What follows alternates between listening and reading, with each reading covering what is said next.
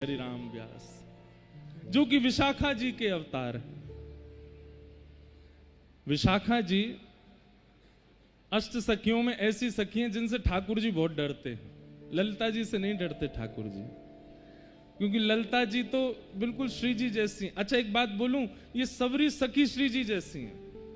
नेक नेक श्रृंगार में अंतर है। बातें पता चले कि ये ललिता जी हैं, ये विशाखा जी हैं, ये इंदुलेखा जी हैं, ये चंपकलता जी हैं, ये सुदेवी जी हैं, आदि आदि सब सखीन को पता, उनके आव भाव और श्रृंगार ते पता चले। नहीं तो महाराज ये सबरी एक जैसी लगे। एक सूरदास जी को पद है, सुनाऊं बाबा? एक बार ये सबरी सखी जो है कहा ठाकुर जी ते सीधे बात तो करें ना, टेढ़ी टेढ़ी रहे लाल जी ते। जैसे ही ठाकुर जी सुंदर श्रृंगार करके आमे, किशोरी जी तो दूर ते बलैया ले में। ठाकुर जी कहे ललिता तू भी ले ले, सुंदर लग रहा हूं मैं। जैसे ही ललिता जी बलैया लेने लगे, विशाखा जी कहे रहने दो, काय को लेनो। लाल जी कहे तू ज्यादा मत बने कर, मेरे आगे हैं, तू ऐसे काय को रे करे मुंह ते टेढ़ी टेढ़ी। बोले लाला सही पूछो तो तुम्हारे ना तो रूप है, ना रंग है, ना स्वरूप है, कछु ना है। ये तो हमारी किशोरी जी की कृपा ते सब बन गए हो तुम। हम अपनी किशोरी जी की बलैया लेंगे, उनकी कृपा भैया तुम्हारे ऊपर, तुम्हारी अकेली काय को बलैया लें। तो ये सबरी टेढ़ी टेढ़ी रहे ठाकुर जी थे। लेकिन ठाकुर जी के सबसे ज्यादा काम भी श्री विशाखा जी बनाती हैं। तो एक बार की बात, किशोरी जी सब सखीन से बोली, सब लोग ध्यान से सुनियो। किशोरी जी सब सखीन से बोली, मेरी तुम लोग अंत एक प्रार्थना है। बोले कहा प्रार्थना है? तुम ठाकुर जी ते श्याम सुंदर ते इतनो ज्यादा टेढ़ो टेढ़ो बात मत करे करो, ने प्रेम ते रे करो उनते। वो ऐसे लाडले लाल हैं, ऐसे प्यारे लाल हैं, यशोदा मैया के दुलारे, नंद बाबा पलकन पे रखें सब उनको, और तुम सबरी ऐसी हो, ऐसी टेढ़ी टेढ़ी बात करो उनते, मुंह को अच्छो ना लगे। तो सब सखी मान गई, नहीं श्यामाचू आपकी जैसी आज्ञा हम वैसी रहेंगी। लेकिन विशाखा जी नहीं मानी। विशाखा जी बोली श्री जी वो आपको मान करामे, या हमारे मुंह को तो बड़ो क्रोध आवे उन पर।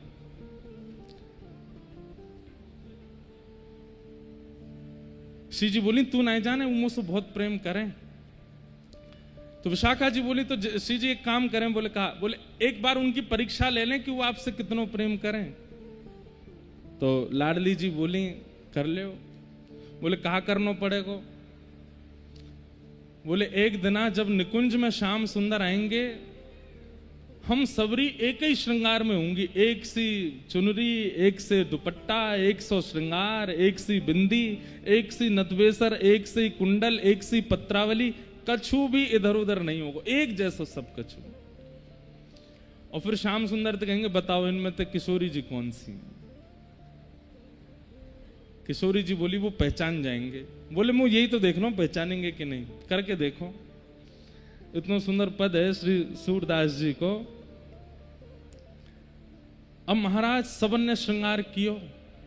विशाखा जी सबको श्रृंगार लेके आई हैं।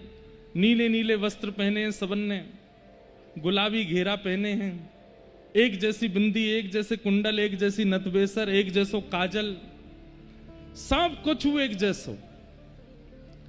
और वास्तव में ये स्थिति है गई, जैसे ही श्रृंगार करके आठों सखी और किशोरी जी जैसे ही निकुंज में आई, तो आपस में सखी नहीं पहचान पा रही है, इनमें तो ललिता कौन सी है, इनमें तो विशाखा कौन सी, इनमें तो किशोरी जी कौन सी है, इनमें तो इंदुलेखा कौन सी है। आपस में सबरी एक दूसरे से जाके अरे ने मुझे तो बता दो तुम कौन सी हो। अरे मैं सुदेवी हूं। अच्छा मुंह तो लगी श्री जी है। वो श्री जी कहाँ है? अरे श्री जी तुम कौन सी हो? श्री जी ने हाथ उठाया, मैं यहां हूं। बोले हाँ अब ठीक है, हम ही नहीं पहचान पा रही है श्री जी कहाँ है, तो श्याम सुंदर कैसे पहचानेंगे?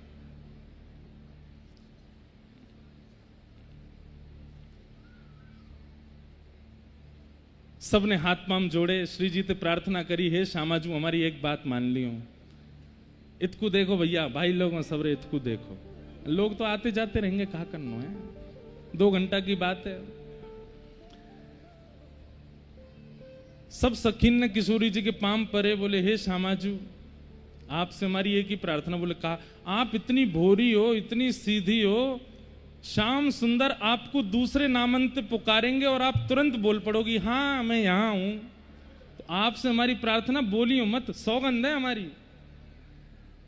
हे कृष्ण मनोहारिणी, एक बार अगर वो कह देंगे सो ही आप कहोगी हाँ श्याम सुंदर बोलो, चुप रही हो, बिल्कुल बोलना नहीं है एक शब्द भी। और वो कितनी भी मधुर लीला करें, ज्यादा प्रसन्न होना नहीं है, क्योंकि प्रसन्नता मुख पे आवे, नेत्रन में प्रेमाश्रु आ जाएं, वासु पता चल जाए कि किशोरी जी हैं। ठाकुर जी की लीला देख के किशोरी जी के प्रेमाश्रु छलक पड़े। आज ललिता जी, विशाखा जी सब चरण पड़ रही, बोले हाँ श्यामाजू आज ना तो हंसनो है, ना प्रेमाश्रु बहाने, ना कछु करनो है। ऐसी भोली की सुबह से पढ़ा रही हैं सबरी, ऐसो करें तो तुम ऐसे रही हो, ऐसो करें तो तुम ऐसे, बल्कि विशाखा तो यूं कह रही मेरी जैसी है जाओ। बोले कहा टेढ़ी टेढ़ी रही हो आज उनते, उनको यूं लगा कि यही विशाखा है। किशोरी जी बोले मुंह पे तो जो होएगा ना। अच्छा तुम कछु ने, तुम पीछे खड़ी रही हो, कछु मत करी हो, बस आन दो। आज संध्या भई, शाम हेते ठाकुर जी आए। आहा, जैसे ही निकुंज में प्रवेश कियो, प्रवेश करते ही ठाकुर जी बोले हे वृषभानु नंदिनी, हे कृष्ण मनोहारिणी, हे श्यामाजू, हे प्यारीजू, आप कहाँ हो? मैं निकुंज में आए गयो। एक संग 10 दिशांते आवाज आई, हे प्रियतम मैं आ रही हूं। ठाकुर जी बोले यहां तो आवाज आई, यहां तो आवाज आई, यहां तो ये भयो का। और एक संग सबरी निकुंजन में ते एक साथ श्री जी प्रकट है गए। ठाकुर जी कहे अरे श्री जी, इतने पीछे, हाँ श्याम सुंदर है, यहूं श्री जी, यहूं श्री जी, यहूं श्री जी, और चारों तरफ 9 श्री जी खड़ी हैं एक साथ। ठाकुर जी बोले भैया जे का बवाल है? हे श्यामाजू आप कौन सी हो? तो 9 की 9 एक संग कह रही हैं मैं ही श्यामाजू हूं। ठाकुर जी कह रहे हैं भैया ये कैसो खेल है रो है, ये कैसी नई लीला है रही है आज। आहा,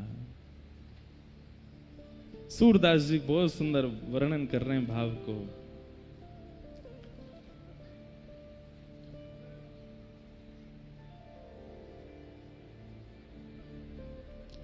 इनमें को वृषभानु किशोरी, इनमें को वृषभानु किशोरी, इनमें को वृषभानु किशोरी, इनमें को वृषभानु। देखो आज बाबा को स्मरण कर रहे हैं और हमारे गया प्रसाद जी महाराज ने देखो भिजवा दिए प्रसाद।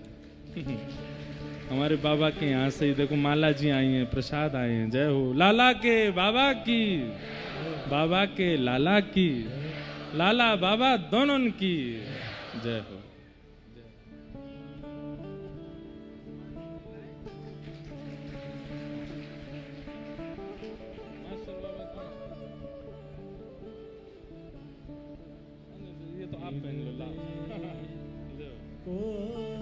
हमारे पंडित श्री गया प्रसाद जी महाराज पूरी कथा सुने बाबा। पहली कथा थी, पूरी कथा पंडित जी महाराज सामने बैठ के सुने। तो पंडित जी महाराज के परम सेवक रहे श्री मास्टर बाबा, और मेरो सौभाग्य रहो कि पूज्य श्री मास्टर बाबा पंडित जी की सेवा में रहते। माधवदास बाबा, मास्टर बाबा,